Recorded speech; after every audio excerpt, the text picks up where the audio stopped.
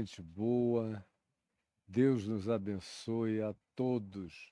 Que bom que você veio, que bom que você chegou, que bom que você vai participar. Não se apresse, desarme o coração e tente concentrar sua mente, sair dessa loucura. E se você está num momento em que não vai ter tempo para assistir, não se aflija, está tudo gravado no meu YouTube, a sequência inteira de tudo, aliás, não só desse tudo agora, dessa sequência de Mateus, que começou em janeiro de 23, e nós já estamos agora em março de 24, e chegamos ao capítulo 8, exatamente lidando com a questão da possessão demoníaca do homem de Geresa ou de Gadara. E eu disse a você, que me acompanha todo dia, que eu iria preferir tratar do texto de Mateus 8, de 28 a 33, aqui no texto de Marcos, no capítulo 5. E é o que vimos, então, fazendo. E você vem acompanhando. E eu prossigo hoje, depois de já ter falado uma semana a respeito do assunto. A gente começou na sexta-feira da semana anterior aqui em Marcos 5 e ainda temos uma quantidade grande de coisas para conversarmos sobre este homem que eu chamei aqui de o louco da montanha. É esse que vivia entre cemitérios e montes e que assombrava a vida de cidades inteiras.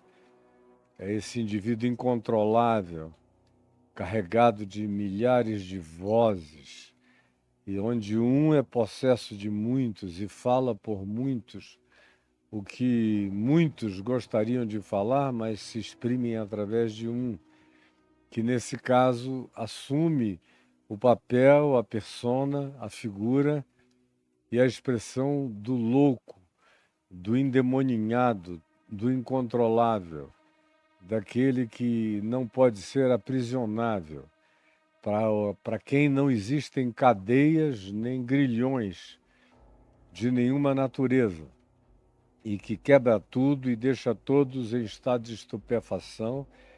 Até as legiões romanas presentes ali não mexiam com ele, porque com o louco ninguém de fato quer se meter. E é por causa disso que o louco ganha o direito de dizer o que queira, de expressar o que na boca dos demais, se fosse dito, seria político, seria ideológico, seria teológico, seria uma contraposição ofensiva, mas na boca do maluco, qualquer loucura não passa de qualquer loucura. E daí, eu ter dito a você, depois de já ter falado tanto do contexto histórico, e eu não vou repetir, eu digo a você, está gravado. Então, em respeito a quem acompanha todo dia, vá lá e se atualize desde o princípio e acompanhe com lucidez e consciência. Mas, respeitando os que estão aqui na sequência comigo, você viu que eu disse que esse aspecto dessa loucura, que é expressão, que é canalização, que é uma espécie de duto do acumulado coletivo, eu levei você para dentro do ambiente familiar inicialmente. Comecei na dimensão da conjugalidade. E como, às vezes, na loucura de uma relação mal estabelecida, tem um que surta e surta pelo casal. Ou surta e traz o surto, outras vezes, da família inteira que o precedeu. E joga aquilo dentro do ambiente da nuclearidade conjugal, e o outro se apavora, se assusta de onde vem essa legião de emoções, de sentimentos que eu não conhecia. Ou na família nuclear imediata, entre filhos, pais e filhos. Não raramente tem um que a gente chama de a ovelha negra, não, é o descacetado da casa, ou como você queira designar, ou pretendam designar esse tipo de situação, mas que é aquela expressão, é aquele mondrongo, é aquele tumor, é aquela eclosão, é aquele magma derramante de um vulcão que ninguém nem sabia que tinha razão para ele estar ali e ninguém entende por que que o pai é tão certinho, a mãe também, os outros irmãos são tão obedientes e de repente eclode esse indivíduo que simplesmente explode.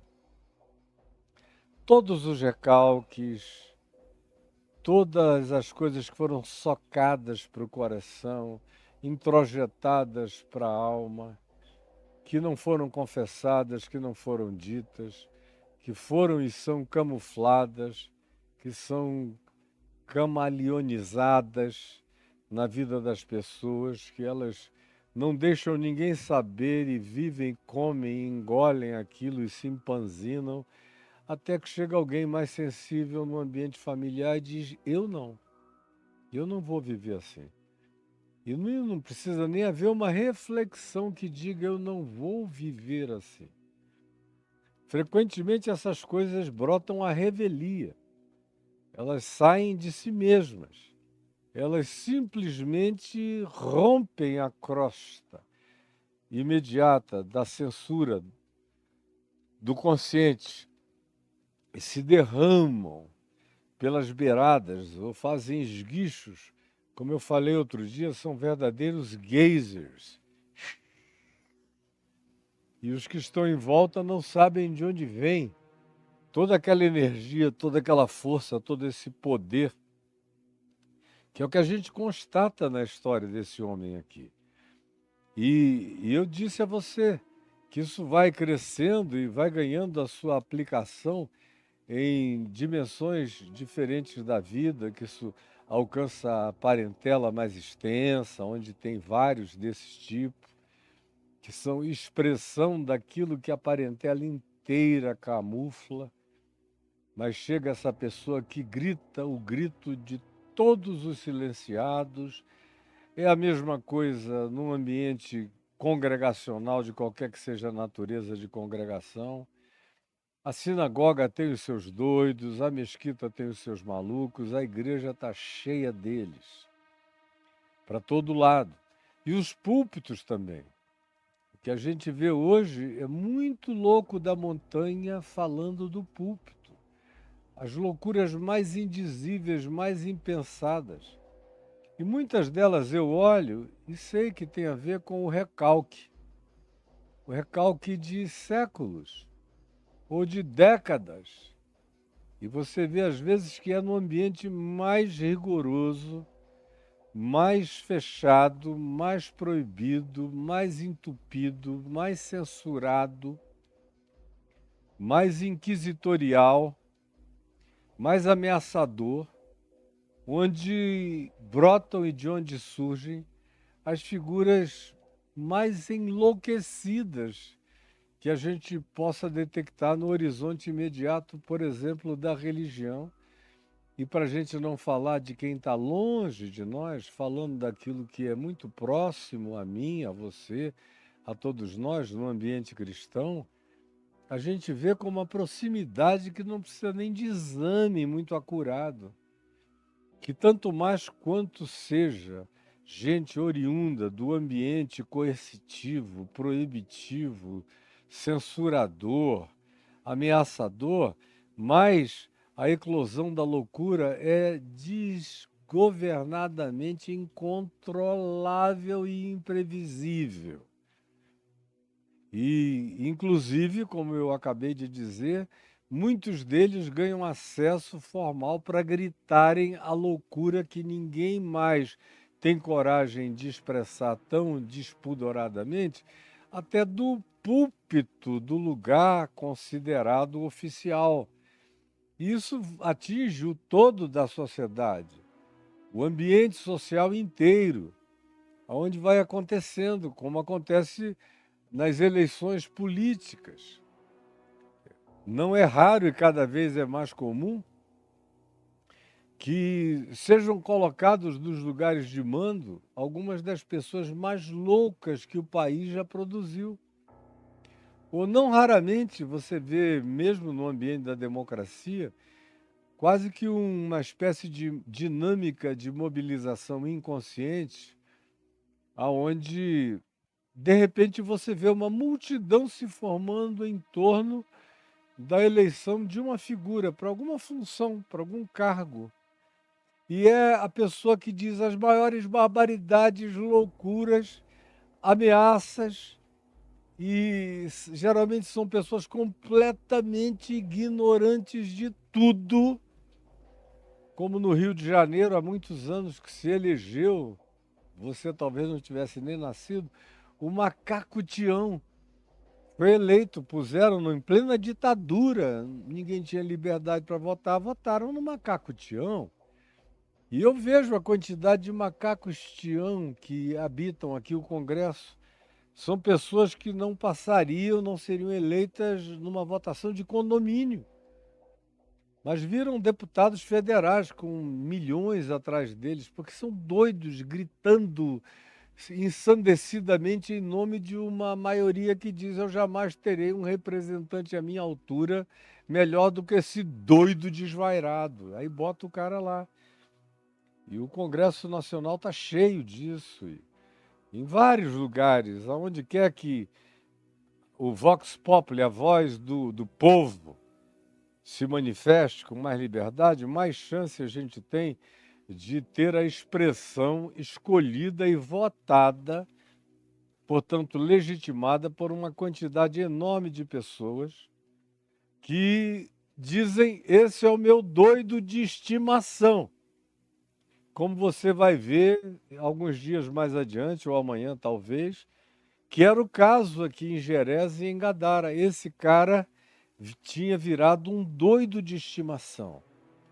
É quem fala o que ninguém tem coragem de dizer. E quando Jesus pergunta qual é o teu nome, e tem um contexto que eu já repeti muitas vezes, você que vai pesquisar, portanto, ele responde: Legião é o meu nome, porque somos muitos. E eu falei sobre esse meu nome porque somos, meu nome porque somos. Essas singularidades habitadas por coletividades psíquicas, espirituais e mentais, que acontece toda hora, isso é uma coisa importante demais da gente entender para discernir melhor certos indivíduos múltiplos nas suas expressões, nas suas energias de loucura incontrolável. Aí, quem sabe na tua cama, na tua casa, em volta da tua mesa, na tua parentela, na tua família, na tua congregação, na tua igreja, no nosso país, nos nossos representantes, está para todo lado. Legião é o meu nome. Tem um monte de seres espirituais dizendo: esse aí me representa. E ele fala: o indivíduo somos muitos, pessoa somos muitos. O eu que foi tragado e engolido pelas milhares de personas e que criaram a dissolvência da individualidade e de qualquer chance de autoconhecimento e de individuação. E aí, o verso 10 diz: e rogou-lhe esse um, que são muitos, encarecidamente. Eu falei sobre essa palavra há algum tempo, na penúltima e na última vez, que não hoje, rogou-lhe que não hoje, é um que são muitos, que não hoje mandasse para fora do país. E eu falei com você sobre essa relação entre realidades espirituais, forças, poderes e dimensões espirituais, e como elas se alimentam da produção humana, individual, familiar, congregacional, coletiva, social ampla, política generalizada e da produção folclórica do povo. das nossas histórias, alimentam-se das nossas crenças. E é um processo de retroalimentação. É como a ilustração lá do livro de Gênesis, quando se diz da maldição da serpente, que Deus diz quanto a ti, tu vais rastejar no pó da terra e comerás o pó do homem, tu vais rastejar aqui no chão. E, portanto, a serpente carrega, do ponto de vista metafórico, imediato, essa semiótica descritiva de que ela come da poeira do chão, da produção do chão da terra, da produção do andar humano, da produção da poeira do levantar da nossa caminhada. Isso ilustra, de uma maneira simples, porém extremamente efetiva, o que eu estou tentando dizer a você aqui e agora. O que eu estou tentando dizer a você aqui e agora. Que os principados e as potestades, sobre as quais Paulo fala em Efésios, no capítulo 6, se alimentam da nossa produção cultural, da nossa produção mental, da soma das nossas energias psíquicas, da soma dos nossos medos, dos nossos pavores, dos nossos pânicos, dos nossos ódios, das nossas raivas. Um país inteiro tomado de ódio fortalece absurdamente os principados e potestades daquele lugar. Como o texto é explícito aqui, não nos mandes para fora do país. Os demônios disseram, aqui nós estamos aculturados. Como eu disse dias antes, aqui nós temos 350, 400 anos de acomodação cultural, desde Alexandre o Grande, lidando e manipulando todas as hordas e situações e ondas de agonia dessas populações que nos assimilaram, que nos incorporaram de tal modo, e nós a eles, que até o nome da cidade significa possuída por. Já carrega a ideia de possessão até na nomenclatura social, coletiva, dada aquela geografia. De tão intenso e real que o que eu estou dizendo é no Evangelho. É uma fenomenologia inegável que nós temos aqui diante de nós. Não nos mandes para fora do país. E aí esse ciclo de retroalimentação se estabelece.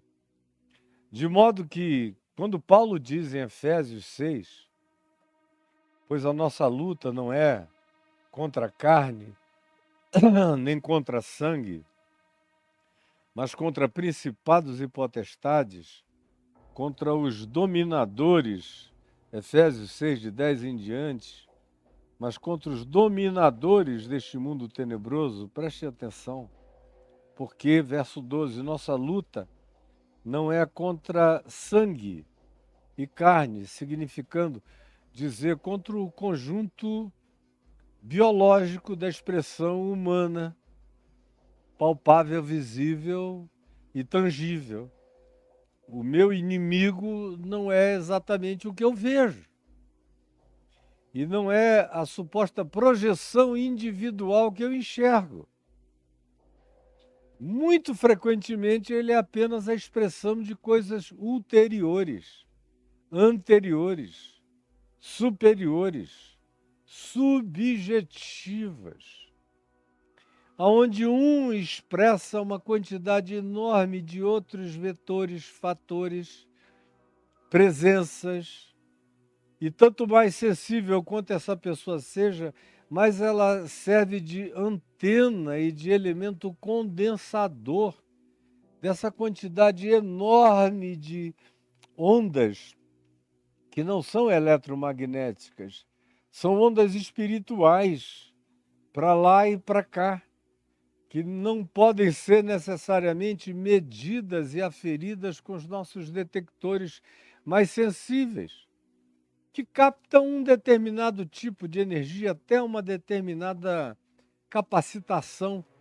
Mas as energias mais sutis de natureza espiritual, não há ainda nenhum tipo de device, de aparelho que possa detectar essas presenças sutis e abundantes que cercam o mundo inteiro e estão à nossa volta, e que Paulo discerne espiritualmente, quando diz a nossa luta não é.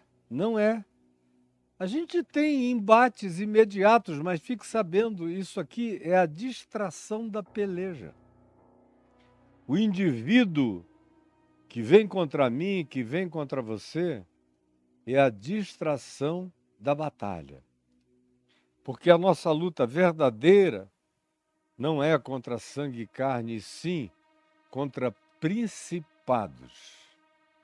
E ele usa essa expressão que designava, não só do ponto de vista geopolítico, um determinado território governado por um príncipe, por uma autoridade, mas de maneira anterior a isso, designava arcanjos, seres espirituais de um nível mais elevado, de um nível mais poderoso. Isso é o que Paulo está dizendo. Se você concorda, se você não concorda, se você descrê, ou se você é totalmente cínico para isso, desculpa, é um problema absolutamente seu.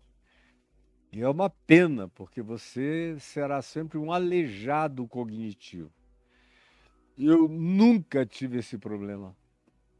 Eu sempre reconheci. Sempre. Desde antes de me converter, eu já sabia disso. Porque eu já tinha visto isso na prática e na experiência do meu pai, da minha mãe e de outros com os quais eu convivi, como o reverendo Antônio Elias. Eu já tinha visto e observado e me apavorado como adolescente e me angustiado e fugido disso o máximo que eu podia. E quando eu saí de casa e comecei a não voltar mais, até que não voltei mais até me converter aos 18 anos de idade, uma das coisas que a minha mãe me disse, me deu 2 mandamentos, que ela me pediu. Eu sei que você não obedece nada, que você não se submete a nada, infelizmente, meu filho. Mas eu peço a você que não faça isto. Era algo do ponto de vista moral que ela achou que, se eu fizesse, poderia ser muito ruim para mim. E uma segunda coisa de natureza espiritual. Ela falou: nunca invoque nem se abra para ter relações com a dimensão do oculto. E não invoque jamais o oculto na sua vida. E não queira brincar de manipulação de mortos, de natureza nenhuma, porque o que está por trás do suposto morto não é ninguém morto, é alguém totalmente vivo, manipulador, poderoso, com desejo de te comer inteiro. Então eu já fui embora de casa desde novinho com esse olho aberto. Tentaram me possuir forças espirituais do mal mais de uma vez. Eu me lembro de um dia, eu estava com uma garotinha muito bonitinha, linda, filha de um sujeito que no tempo da ditadura era o chefe da segurança de Copacabana, e nós paramos no arpoador, no tempo que o arpoador não era um fervilhar de loucura, era um lugar que você ia para namorar, dar amassos, transar no banco de trás do carro, fumar muita maconha, tomar ácido e ficar ali aquela comunidade de doidões silenciosos, querendo ver a lua. Era nesse tempo, a gente está falando de 69, 70, 71, era outro mundo. Então eu estava lá com ela, no carro dela, era um antigo carro chamado TC se não me engano, da Volkswagen, e tomando ácidos, um ácido chamado microfilme. Quando de repente ela começou a ficar possessa de uma coisa que eu vi, porque eu tinha crescido vendo, e eu vi que ela estava ficando possessa de um espírito maligno, linda como um anjo e possessa como um diabo.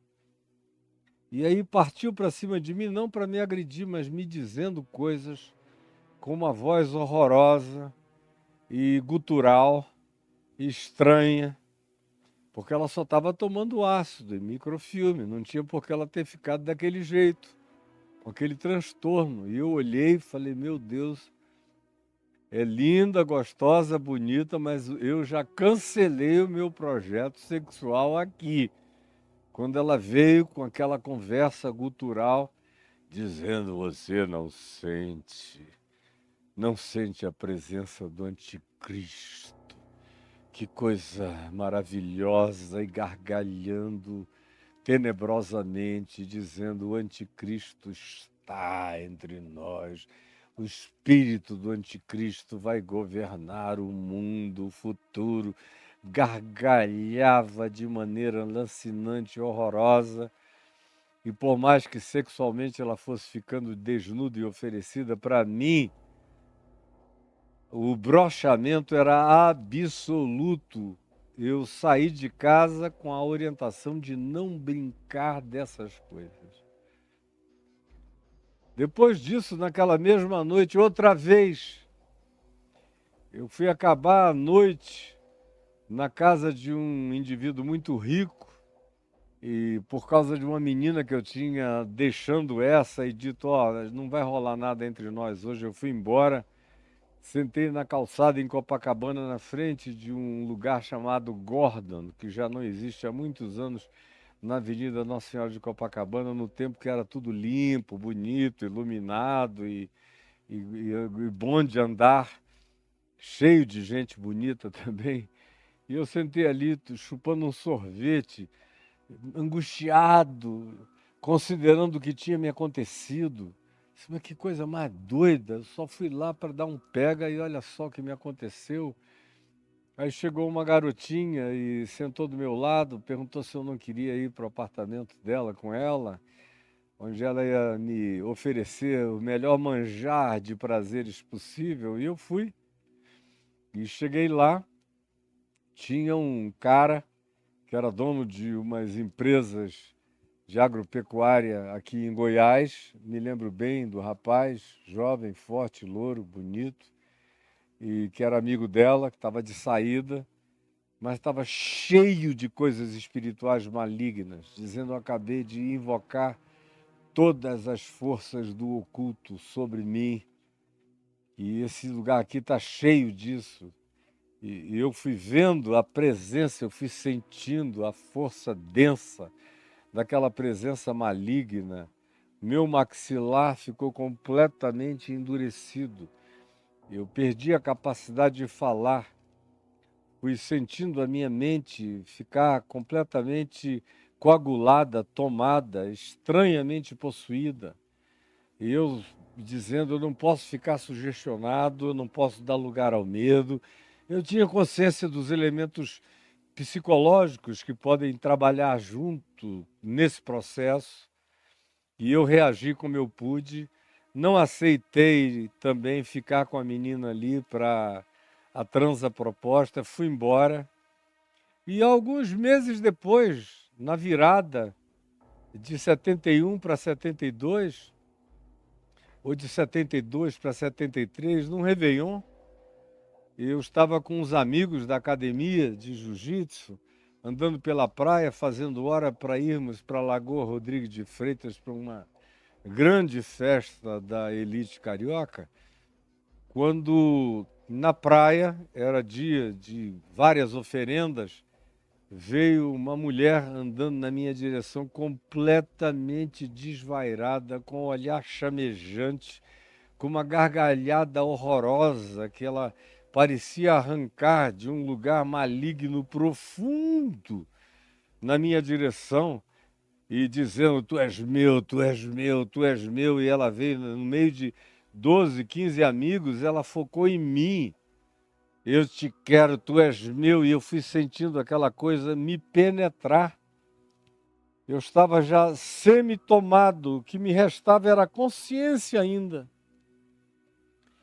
E na minha consciência, sem conseguir abrir a boca para dizer absolutamente nada, porque eu estava com a boca travada, eu só pensei, o Senhor é o meu pastor e nada me faltará. Ainda que eu ande pelo vale da sombra da morte, eu não temerei mal nenhum. Nenhum mal te sucederá. Cairão 1000 ao teu lado, 10.000 à tua direita, tu não serás atingido. Só pensamentos de coisas que eu tinha memorizado desde a infância. Lendo os salmos para minha avó materna e para minha mãe, especialmente para minha avó, e que estavam na minha memória e que vieram como um livramento súbito brotando em mim naquela hora. E aquela coisa foi chispada, jogada para longe. E aí logo, alguns tempos depois, já no ano seguinte, no dia 18 de julho, eu encontrei o Evangelho para mim. E como eu já vinha de conhecimentos sobre essas coisas, embora eu não fosse habitado pelo Evangelho, não tivesse nenhum compromisso com a palavra de Deus, ao contrário, o meu compromisso era com a transgressão total, não porque eu queria ser um rebelde, é por causa dos meus desejos loucos e da minha lascívia, e da sensação que eu tinha de que eu vivia como um condenado à morte com os dias contados. Era assim que eu me sentia existencialmente falando. E aí eu encontro Jesus no dia 18 de julho de 1973. No dia seguinte, eu estava já pregando o Evangelho. E não muito tempo depois, dias depois, eu tive o meu primeiro encontro com uma pessoa completamente endemoninhada. Uma menina que viera do interior do Amazonas e chamaram a meu pai para ir lá atender, e meu pai disse, vamos comigo, junto com outro pastor amigo nosso, mas eu peguei a minha moto, saí na frente, cheguei bem antes, desci correndo a ladeira, quando eu entrei, aquela casa lotada, e a garota agarrada ali por 7, 8 homens fortes, ela jogou todo mundo, cada grupo para um lado, correu na minha direção dizendo, desgraçado, eu te conheço, eu te vi no Rio de Janeiro, tu eras meu e eu te perdi, miserável. Eu falei, tu és mentiroso e pai da mentira. Mas dessa vez tu estás falando a verdade. Eu era teu e tu me perdeste definitivamente. Eu vim aqui te expulsar em nome de Jesus. Então, eu já nasci na fé lidando com essas coisas.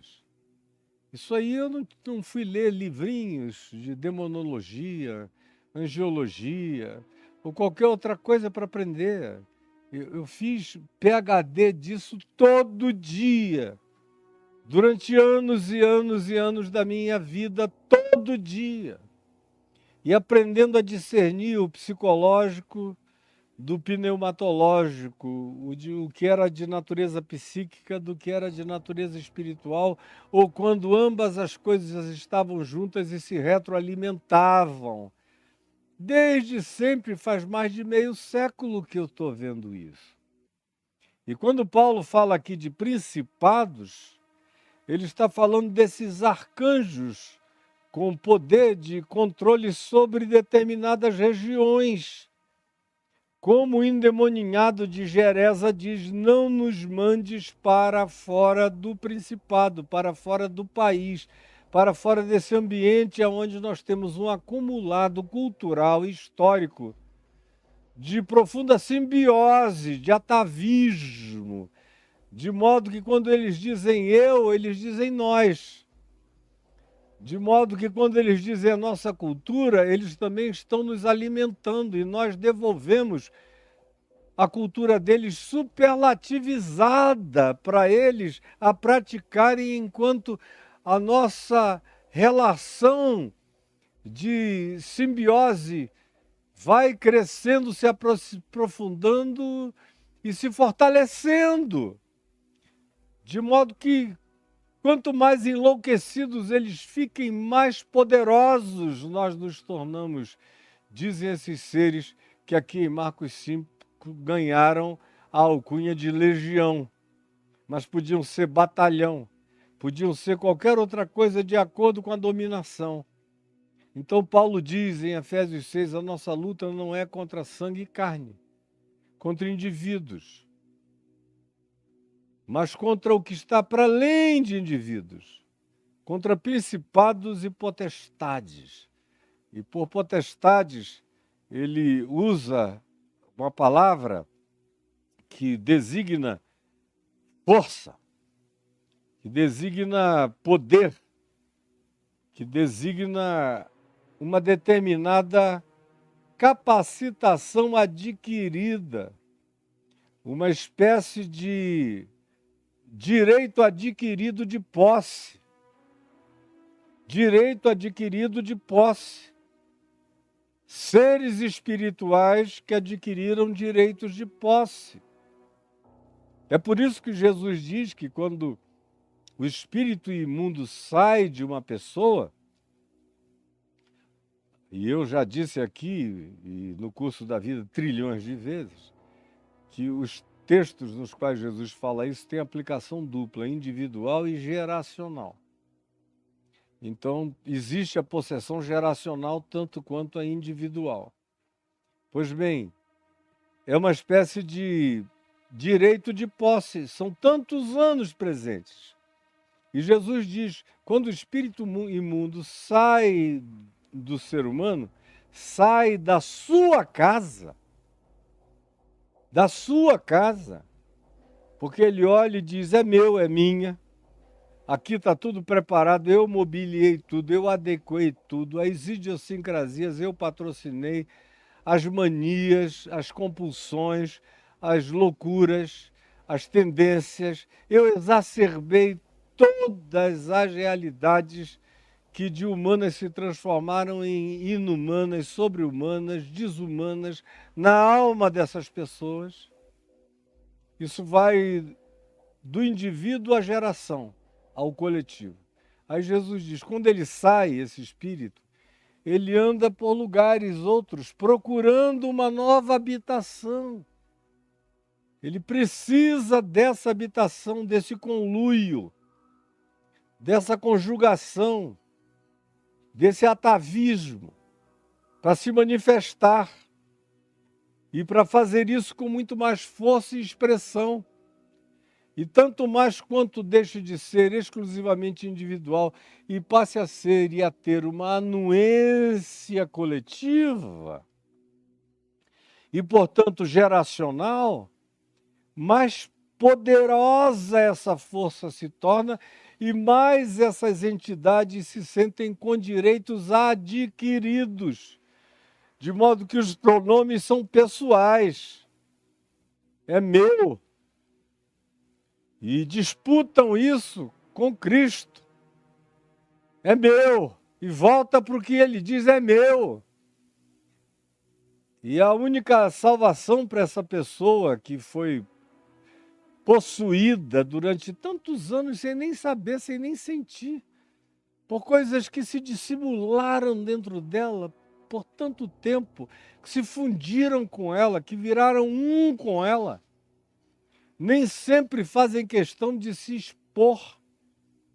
Muitas vezes se ocultam e ficam habitando em estado de latência manipulativa a mente, o coração, e provocando todas as induções da vida de uma quantidade enorme de seres humanos, que a gente olha, odeia, antipatiza, isso e aquilo, e não sabe do que a pessoa vem habitada. E como tem forças espirituais que se sentem com poderes adquiridos, com capacidade de dizer: essa é a minha casa. E Jesus diz que se eles voltam e encontram a casa varrida e ornamentada, sem a presença do mais valente que os expulsou originalmente de lá, que é Jesus, mas a pessoa foi libertada por Jesus e não é ocupada pelo Evangelho, fica só com a mobília da religião, com a mobília moral, com a mobília supostamente ética ou com a mobília religiosa de qualquer que seja a incorporação que faça, mas continua sem nenhum poder de resistência intrínseca contra isso. Porque só há um poder de resistência intrínseca contra isso. É o poder do mais valente. Que Jesus disse: sou eu o mais valente. Eles são valentes muito bem armados, que vêm com um poder devastador. E se te encontrarem vazio e desprotegido, vão fazer gato e sapato na tua vida, na tua alma, na tua existência. A menos que o valente bem armado te habite. Paulo diz: portanto, a nossa luta não é contra sangue e carne, e sim contra principados, contra esses seres, arcanjos de natureza espiritual elevada, são seres de outra energia, de outra dimensão, muitas vezes, com o poder intra e interdimensional.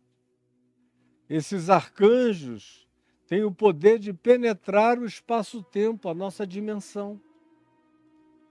Dessas coisas que aparecem por aí a 3x2 e das quais eu já fui testemunha inegável, junto com milhares de pessoas, não dá nem para discutir comigo esse assunto, porque não foi nem só eu que vim junto.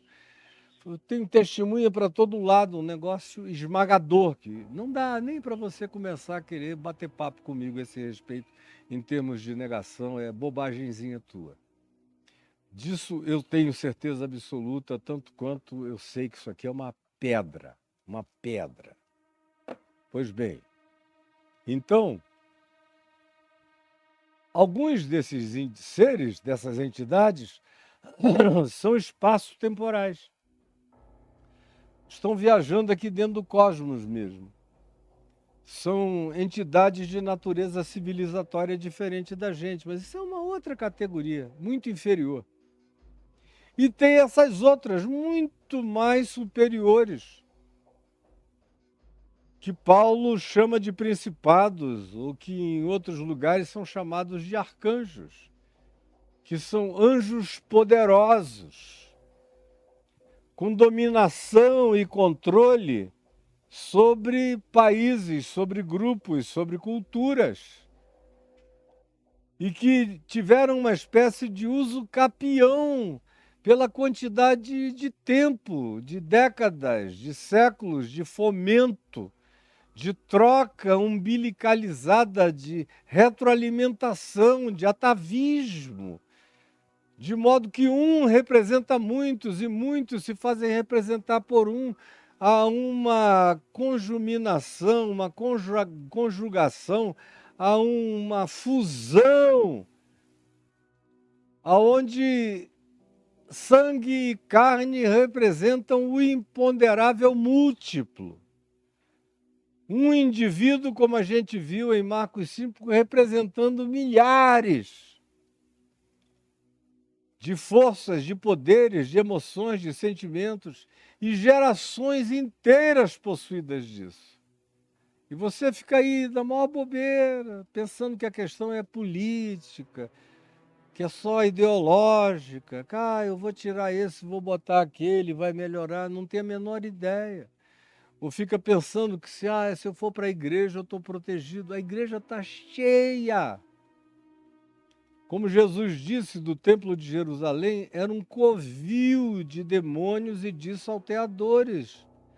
O Templo de Jerusalém, que vocês cultuam.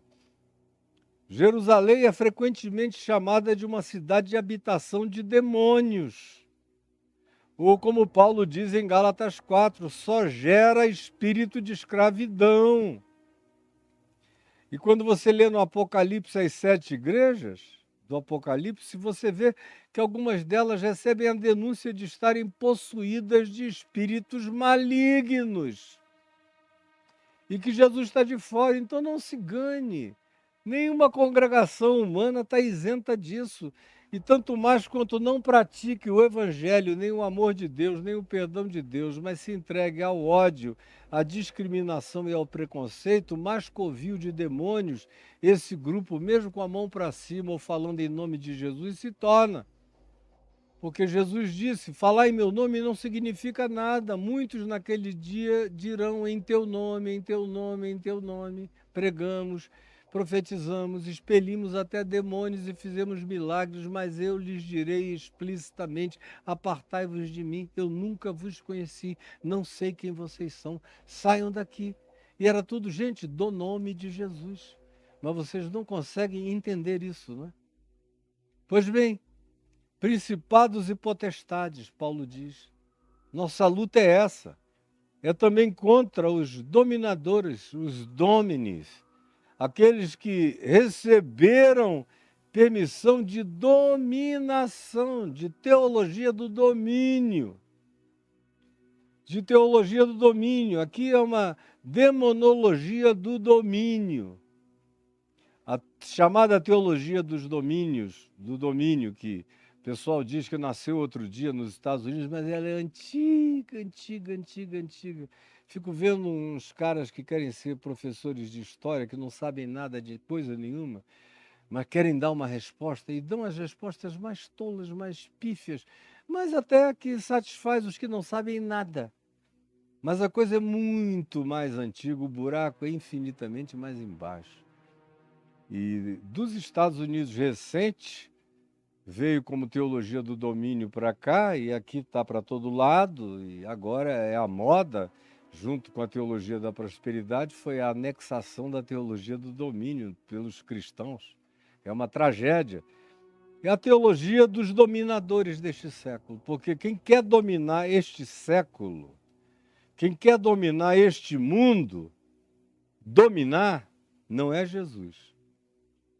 Qualquer espírito que diga nós vamos dominar o país, dominar o mundo, dominar a sociedade em nome de Deus, fique sabendo, essa dominação não vem do Senhor, porque Jesus disse, eu não vim para dominar, eu vim para servir, eu vim para dar a minha vida em resgate. No dia que ele vier para dominar, ele virá dos céus.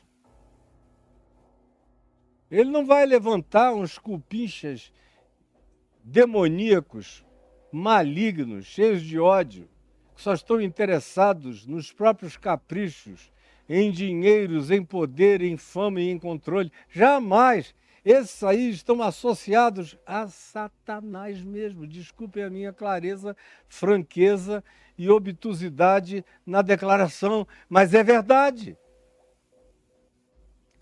Estão associados aos dominadores, aos domines. A teologia do domínio, as divindades do domínio, aos poderes do domínio, as ambições do domínio deste mundo. Querem exercer o controle sobre este mundo tenebroso e se tornam treva. Exatamente como o mundo é. Mas hoje, aparentemente, isso está oculto de vocês, está oculto deles, está oculto de todo mundo. Eu quisera estar falando para a terra inteira me ouvir. Porque os de fora, quando me ouvem, aplaudem, entendem, dizem, uau, era isso que eu não tinha ainda percebido. Os de dentro é que bloqueiam o coração porque o diabo os cegou e colocou um véu nos seus olhos para que não vejam, para que não enxerguem. E enquanto isso eles se oferecem em sociedade, em parceria com principados e potestades malignos para serem dominadores deste mundo tenebroso. E a nossa luta é contra esses dominadores, é contra esse espírito também. Eu enfrento esse espírito como quem está de fato enfrentando Satanás. Eles podem fazer reunião em nome de Jesus como queira, mas eu os olho, os encaro e os enfrento em nome de Jesus, repreendendo a Satanás na vida deles.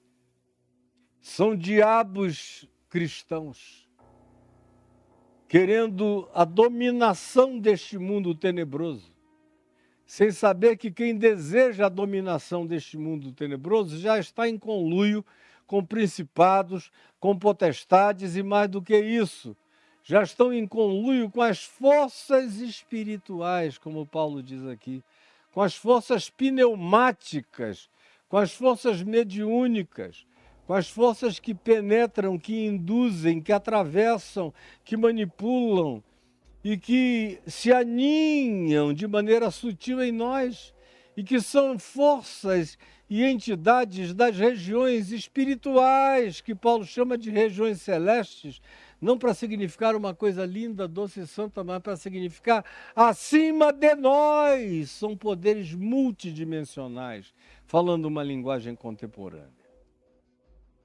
Então, quando esses seres aqui dizem não nos mandes para fora do país, no verso 10, eles estão falando desse conluio estabelecido. Aí você me pergunta, provavelmente queira me perguntar, escuta, de onde é que vem essa ideia de principados e potestades? Ela é antiga, muito antiga. Ela teve provavelmente o seu nascimento mais primário já na Mesopotâmia antiga, já entre os assírios. Mas ela teve o seu desenvolvimento também no Egito. Ela teve também os seus desenvolvimentos naquilo que os israelitas carregaram pelo deserto. Quando Josué, no meio de uma batalha, à noite, ele recebe a visita de um ser esplendoroso. Ele quer saber se aquele era um dos que vinham de uma dimensão para além da imediata, para ajudá-los em nome do Senhor, ou se ele estava a serviço dos inimigos dos exércitos de Josué. E o que é que aquele ser responde? Ele diz, não, eu sou um príncipe, represento um principado do Senhor, nosso Deus, um príncipe do Senhor. E eu estou aqui para ajudar. Isso lá no livro de Josué. Aí você vê a manifestação do anjo do Senhor, com A maiúsculo, no Velho Testamento, de vez em quando. Ou você vê em outras ocasiões variadas, mas também nos dias de Davi, quando Davi teve aquele surto de soberba, quis saber como ele era e o quão poderoso ele era, e mandou fazer um recenseamento do povo. E diz que isso acendeu a ira do Senhor contra ele, e o Senhor mandou um anjo destruir Jerusalém. E Davi vê o anjo, entra em estado de choque, angústia, panicado, e diz, Senhor, fui eu, o louco sou eu, mas não faz isso com a cidade. Não faz, eu te imploro. E aí lhes são oferecidas 3 alternativas. Ele escolhe uma delas. E aquele escolhe é, se eu tiver que cair sob juízo, que seja juízo que venha direto da tua parte. Porque muitas são as tuas misericórdias, mas salva-me das calamidades virais ou bacteriológicas ou de enfermidades, porque eu não tenho controle sobre essa dimensão.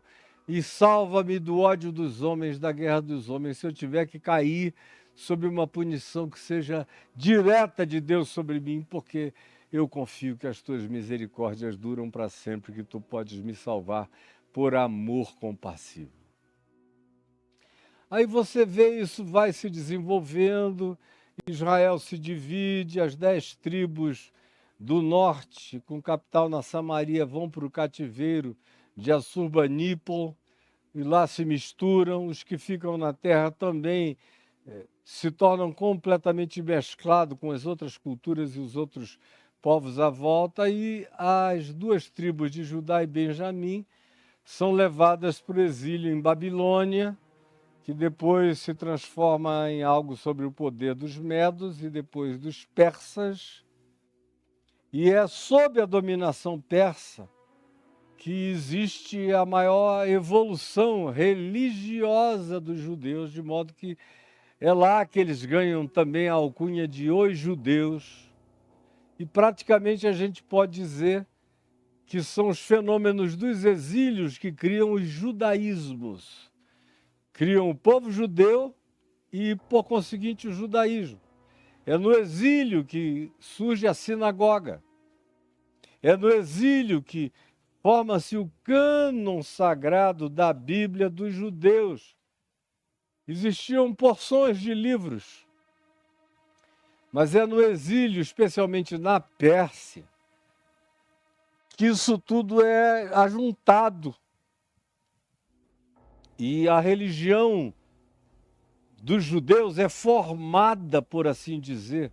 O que antes era um culto ao Deus de Israel, agora começa a se transformar numa religião formal, com mestres, com rabinos, com teologias, com doutrinações, começa a haver elaborações. Por quê?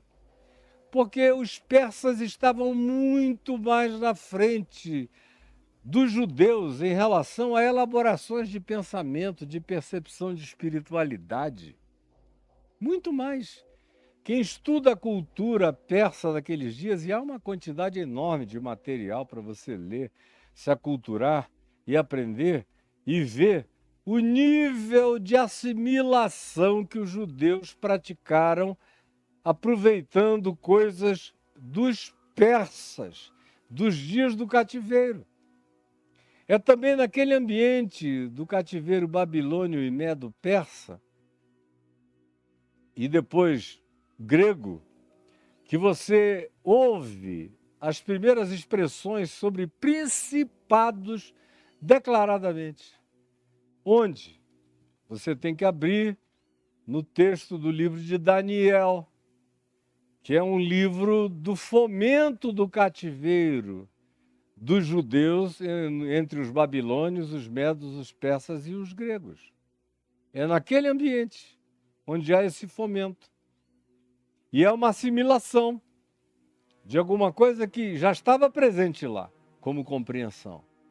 E que eles acham que é coerente e assimilam. É no livro de Daniel, portanto, que você tem que ler, do capítulo 8 para frente. E tanto mais quando você chegue próximo ao fim do texto do livro, mais você vai ver as alusões aos principados. Ao principado da Pérsia, ao principado da Grécia, ao principado de Israel, que recebe a nomenclatura de Arcanjo Miguel no livro de Daniel. Principado da Pérsia não se dá nome a ele, nem o Principado da Grécia. Mas se fala de luta espiritual entre essas dimensões. É o anjo Gabriel que diz ao profeta Daniel: eu fui enviado. No princípio do teu jejum, das tuas orações, há 21 dias atrás, eu fui enviado para te trazer a mensagem, porque anjo significa exclusivamente mensageiro, essa palavra. Para te trazer a mensagem da parte de Deus, o Altíssimo, sobre o presente e sobre o teu clamor pelo futuro do teu povo.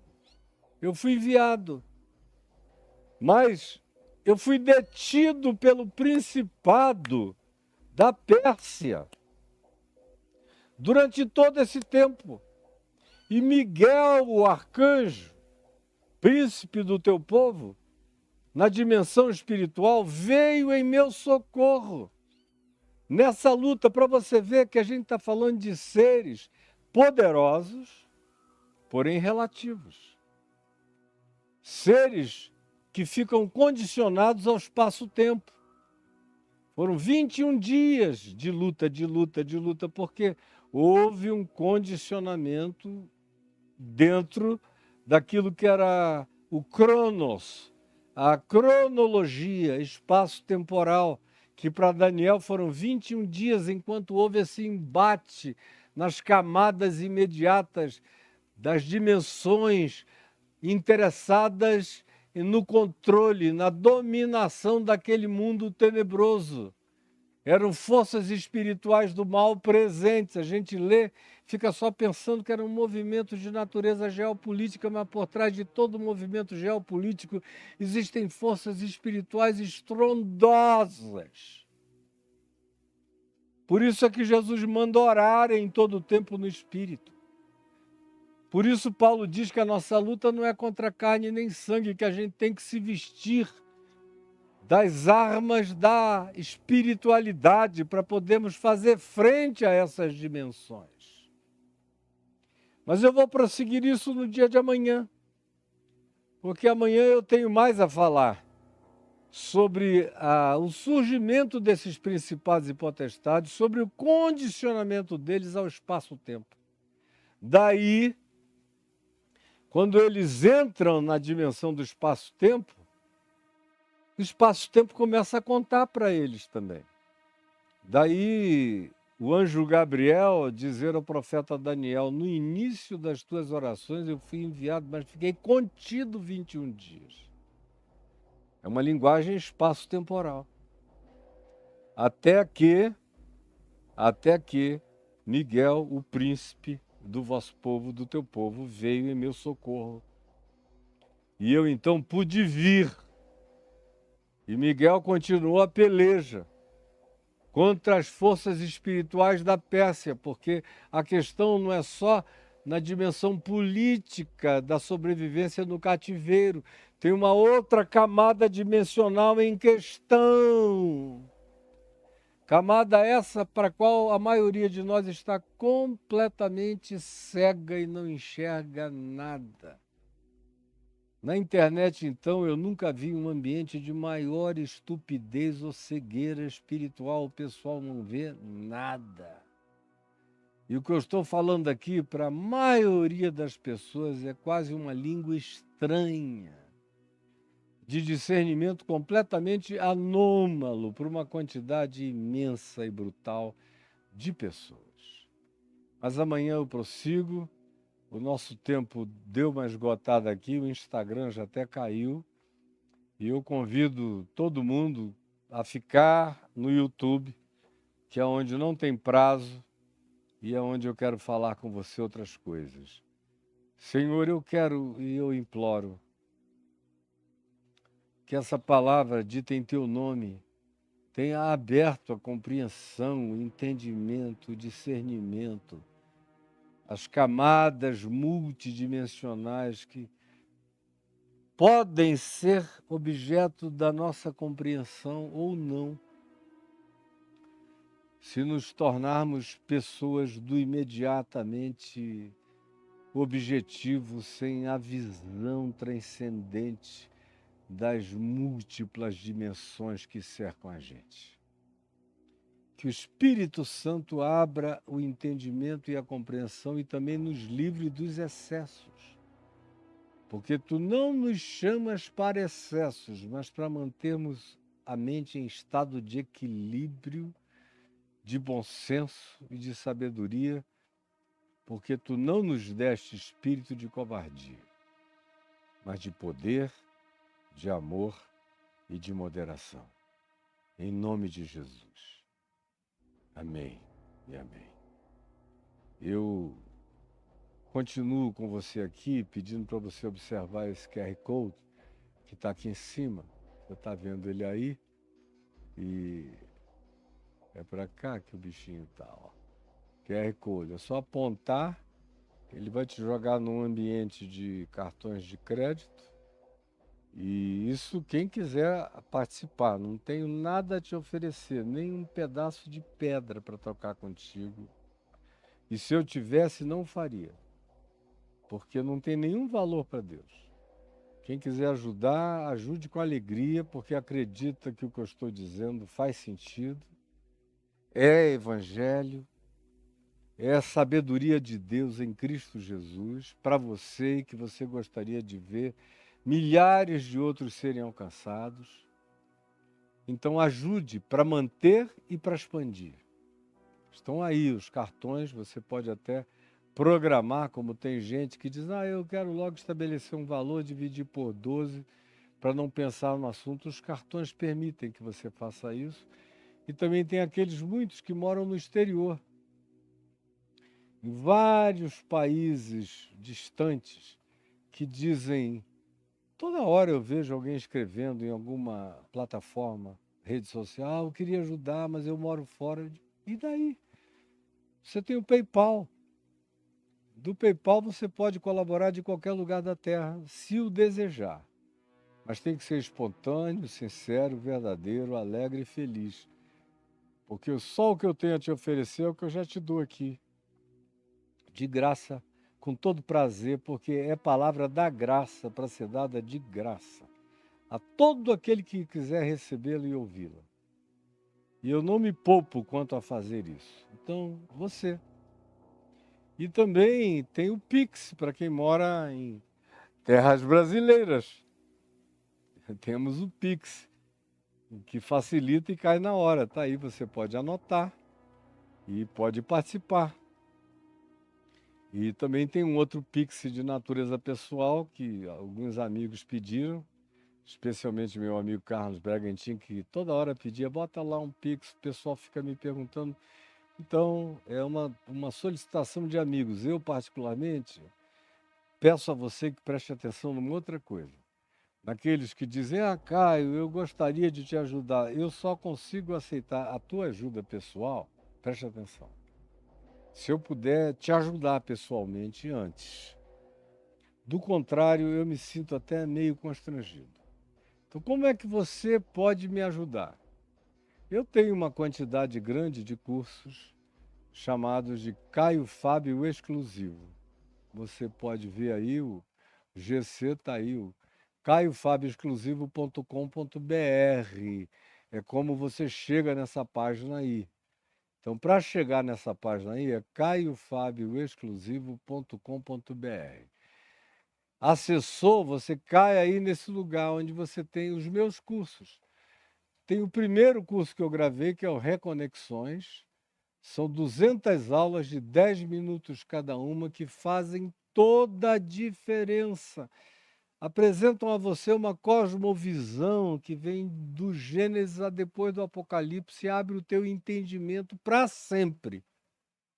Você nunca mais vai ver a vida do mesmo modo, nunca mais vai sofrer as mesmas coisas, nunca mais vai ser objeto dos mesmos bullying, temores, medos, pavores, pânicos, tudo isso vai acabar.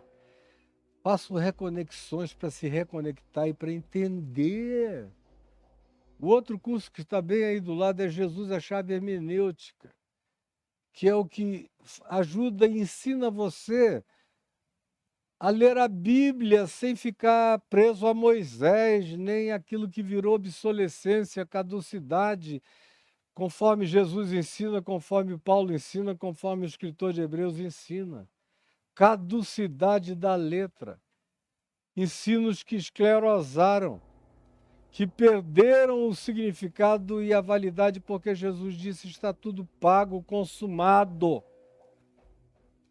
E porque Paulo disse o escrito de dívida que havia contra nós, que constava de muitos mandamentos e ordenanças, Jesus rasgou inteiramente, encravou na cruz e acabou. Você está livre para viver o único mandamento que ele nos deu, que é aprender a amar, porque aquele que aprende a amar não transgride nada e vive com saúde mental, psíquica, espiritual, relacional, em todos os níveis, tudo habita a obediência prática da fé que se efetiva, que se manifesta pelo amor. Então, aprenda no Jesus a chave hermenêutica, como não viver mais perdido nesse mundo sem adquirir a mente de Cristo. Jesus, a chave hermenêutica, ajuda a gente a assimilar com uma rapidez enorme o significado de carregar a mente de Cristo da gente. E os demais, o caminho do discípulo, é como botar o pé no chão da vida e viver. São vários tomos, foram 4 anos de aulas para os que vinham aqui na minha casa ou na tenda ali na frente, que foram depois também transformados em livros. 4 livros grossos e densos. Logo depois você vê o curso sobre luto, 17 formas de luto.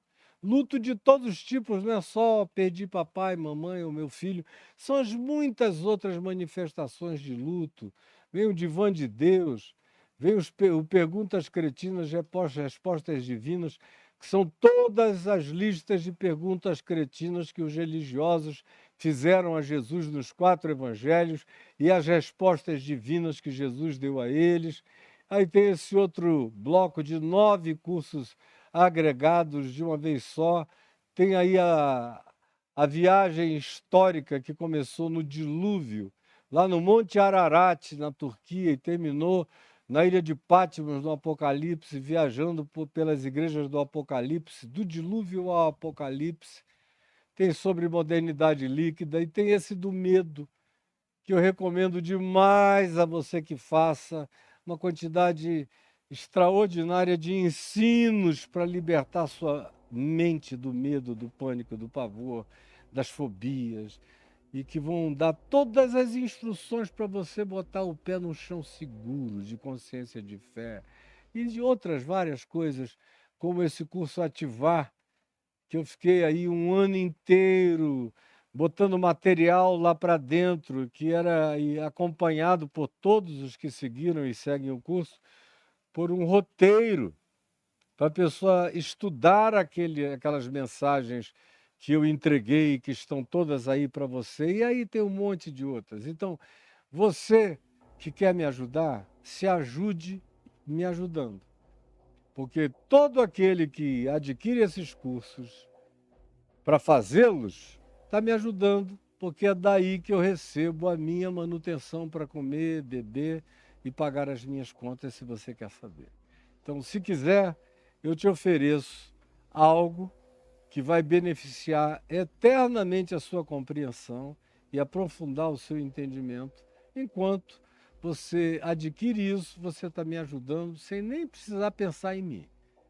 E eu fico num conforto extremamente maior ao saber que seja assim. Que eu estou, antes de tudo, dando a você, de graça, porque o que se pede por esses cursos aí é um preço. O que eu te dou não é medido por preço, não tem valor. O que eu te ofereço desses conteúdos não tem valor. O pacote aí tem preço, mas o conteúdo não tem valor. Então não venha dizer que fez uma barganha comigo não. Isso aí, porque tem uma estrutura para fazer isso chegar até você, tem preço. Mas o conteúdo não tem valor que compre esse conteúdo. Ou ele vai de graça ou não tem nada que possa adquiri-lo. Entenda isso para sempre. Se você quer me ajudar, aí está o modo de o fazer. E a última coisa que eu quero dizer hoje é que a nossa viagem para a Turquia fechou. Só tem mais 2 lugares aqui saindo do Brasil. Dois lugares saindo do Brasil, no avião. O resto está cheio. Agora, nós temos mais 5 lugares para quem quer sair dos Estados Unidos, Austrália, Europa, Oriente Médio, qualquer outro lugar. Tem mais 5, porque tem 5 lugares no ônibus na Turquia. No avião, saindo do Brasil, só tem mais 2. Mas se você mora na Alemanha e diz, eu quero ir, eu moro na Suíça, eu quero ir, moro em Portugal, na Inglaterra, na França, quero ir, corra. Tem só mais 5 lugares, você comprando a sua passagem, aí no lugar onde você esteja, na Europa eventualmente até mais barato, de comprar e ir até a Turquia, com condições mais favoráveis. Você pode chegar lá e aí a nossa agência aqui, de qualquer modo, você não chegue sem ser através da Parpar Turismo. Você vai ter que fazer contato com a Parpar Turismo aqui no Brasil, para ela reservar o seu lugar no ônibus lá. Do contrário, você não vai poder entrar no ônibus. E não é legal dizer, eu vou alugar um carro, vou seguir o ônibus. Não faça isso. Já houve algumas pessoas no curso de décadas levando gente para lá, que fez isso e atrapalhou a viagem inteira. Os guias locais ficam furiosos, cria um tumulto, quebra a harmonia do grupo. Em geral, é gente que chega com a sua própria cabeça, que não se agrega a essa intimidade que eu quero fomentar na relação grupal. Então, tem que ser via Parpar Turismo, mesmo você que vai de outro lugar, para poder entrar no ônibus e andar e viajar com o grupo. Faça contato com a Parpar, vou já dizer a você como. E alguém aqui do Brasil vendo hoje, que quer ainda ir, eu não sei se hoje essas 2 vagas esgotam. Pode ser que sim, pode ser que não. Não tem nenhum perigo lá, a gente está indo para a Turquia. Para Israel não te levaria de jeito nenhum, não é por nada não. É porque eu não creio que Israel esteja merecendo ser visitado nesse momento. Não está merecendo. Eu não sei nem em quanto tempo eu vou me recuperar da tristeza que o governo de Israel está provocando no meu coração para querer levar grupos lá. Eu já estava com 2 ônibus montados para a gente ir quando estourou a guerra e eu cancelei. E eu só tenho tido tristeza sobre tristeza. E eu não sou cínico. Não sou cínico. Provavelmente, enquanto esse governo esteja aí, do Netanyahu, eu não tenha ânimo. Porque eu sei que eu vou chegar lá, os meus amigos judeus vão querer conversar sobre o assunto, eu não tenho nada positivo a dizer. Os meus amigos palestinos, a maioria não vai querer conversar sobre o assunto porque tem medo de falar e sofrerem represálias. E os que têm coragem de falar, eu não quero que eles falem para eles não se colocarem num lugar de risco, porque as forças de Israel estão imiscuídas de maneira paisana em toda a região da Cisjordânia, em toda a Palestina, vigiando na inteligência do Mossad e das forças de Israel a quem quer que tenha opinião diferente, que passa a ser observado de modo diferente. Eu não quero fazer parte disso. Isso é a antítese de tudo que eu acho que qualquer governo em Israel deveria praticar. O trauma do que eles já sofreram na vida demanda que eles sejam muito melhores do que esse governo está sendo. Então, deixa para lá. Agora, na Turquia, não está acontecendo nada. Você pode vir com toda tranquilidade e segurança, eu não estou convidando você para um chão de periculosidade. Então, venha comigo, pode ser que hoje essas 2 vagas terminem. Mostra só, por favor.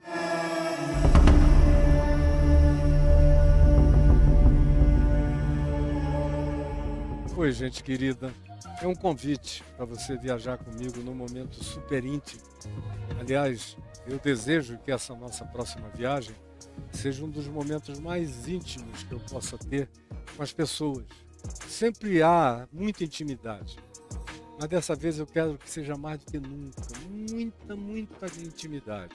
A gente vai sair daqui no dia 2 de maio e aí o resto é roteiro.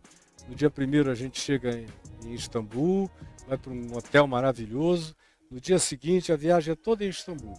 Santa Sofia, palácio extraordinário para você visitar, o Topkapi. Depois você vai comigo para a Mesquita Azul, que é linda, maravilhosa, e almoço, um tempo no hipódromo de Constantinopla, depois resto da tarde livre no Grande Bazar, você vai se divertir demais. Aí vem já o outro dia. Outro dia, depois do café da manhã, a gente sai para um passeio pelo Bósforos e você vai ver, Istambul é uma das cidades mais lindas da Terra, essa é que é a verdade. Vai ficar deslumbrado. Bazar egípcio, bazar das especiarias, passeio de barco por dentro do mar de Marmara, tudo isso que você vai ver comigo. Até aí, nós ainda estamos só na periferia. E as refeições, tudo mais em grande estilo, em bons lugares, eu espero que você venha. Aí no dia seguinte, a gente viaja de ônibus para fazer um passeio e nós vamos direto parar em Göbekli Tepe. Göbekli Tepe é uma das cidades mais antigas.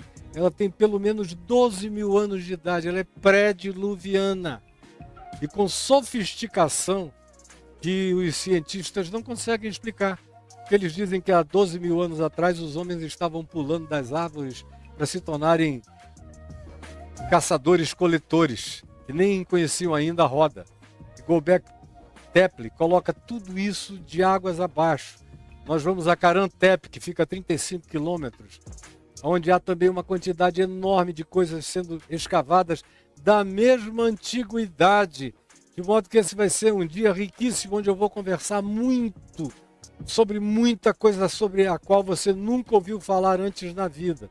No dia seguinte, a gente faz um transfer para Capadócia, vamos chegar na Capadócia, acomodações naqueles hotéis nas rochas, que são lindíssimos, maravilhosos, charmosíssimos, você vai ficar deslumbrado lá. Aí no dia seguinte, na Capadócia, a gente começa nosso trabalho de visitação, nas grandes cavernas profundas, algumas antiquíssimas, nas quais já viveram mais de 20 mil pessoas a um tempo só. Tem algumas onde se diz que viveram mais de 50 mil pessoas no tempo da Era do Gelo, no final da última Era do Gelo.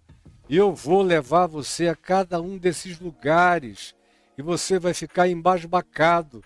E nós vamos ter também o nosso passeio normal de balões para ver tudo de cima. Você acorda de madrugada e vê a Capadócia de cima, é um negócio extraordinário. No dia seguinte nós vamos para Esmirna e Kushadasi. Esmirna é uma cidade de uma das igrejas do Apocalipse, mas também é um lugar maravilhoso para descansar. E Kushadasi também. Você vai adorar dar essa relaxadinha para a gente pegar no 8º dia da viagem e irmos de Kushadasi para Éfeso, onde eu vou falar muito sobre Éfeso, coisas que estão no livro de Atos dos Apóstolos, na carta aos Efésios, e coisas extra-bíblicas e neotestamentárias, como o concílio de Éfeso, como a cultura toda daquele lugar. Vamos também a Mileto, onde Atos dos Apóstolos, capítulo 20, tem uma passagem importante a respeito, onde João viveu, e há histórias extraordinárias em Mileto, e onde também alguns dos melhores pensadores da história humana estiveram presentes. Foi lá que se desenvolveu o conceito do logos, do verbo. E eu quero falar muito a respeito dessas coisas antigas. De Kushadasi, nós vamos para São João, Laodiceia e Pamukkale. São lugares que eu conheço como a palma da minha mão. E quero levar você em todos eles. O Apocalipse aberto, são as cartas de Paulo, são histórias antigas e outras informações de natureza arqueológica que você vai receber lá, sem falar na beleza que é Pamukkale, com as suas águas termais, e você vai entender muita coisa sobre a mensagem da igreja de Laodiceia. E de Pamukkale nós vamos voltar para Istambul e vamos passar um dia muito agradável em Istambul, e no dia seguinte nós vamos voltar para o Brasil, pegar o avião e voltar. Agora é uma viagem que você não pode perder, e que eu quero ter você lá. E o endereço está aí, para você fazer contato com a Parpar Turismo, agora mesmo com a Renata e com a equipe dela. Você está vendo o endereço? E faça contato agora mesmo, eu estou aguardando você. Até lá então, se inscreva, hein? Não perca tempo, faça isso hoje. Vejo você.